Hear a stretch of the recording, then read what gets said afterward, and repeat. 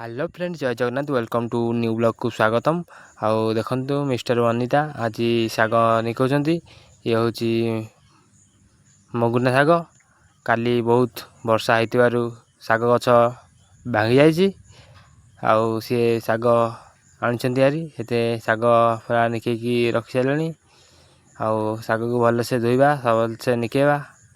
तबे देखंतु कड़े आमर तेल पड़ी जाइछि। तेल पड़ला परे देख शाग को पूरा धुआ धुई करके भल से आनी सेपटे देखते पारे बेलर थुआई आमर मुग जाई भल से सीझा जाइछि।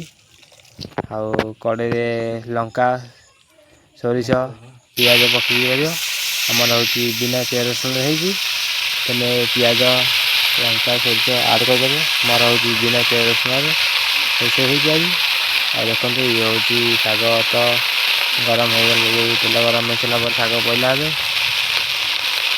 मुगुर शाग। आपण आड़े शाग कौन कहते निश्चिंत कमेंट बक्स में कमेंट करूँ। देखो शाग को पूरा भल से भाजीदेवा। भाजला मुगुरा शागर कौ टेस्ट पूरा अलग प्रकार। देखो शाग पूरा भल से भाजीदेवा मात्र 5 मिनट शाग भजा।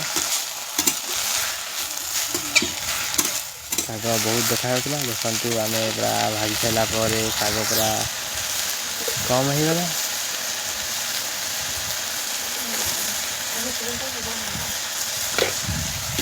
स्वाद अनुसार लुण आम पकई देते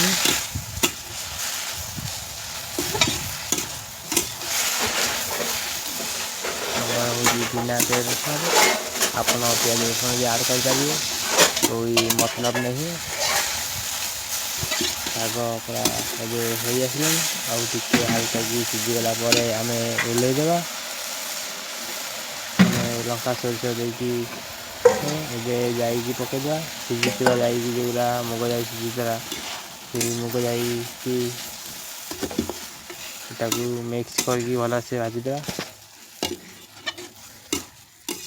सीझीदेला शाग टे सीझीगला आम ओल्लैदेवा।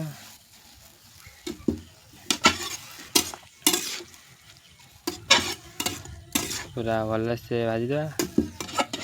देखिपे शाग पूरा भल से मिक्स हो जाइए। शाग एबे पूरा सीझी आसला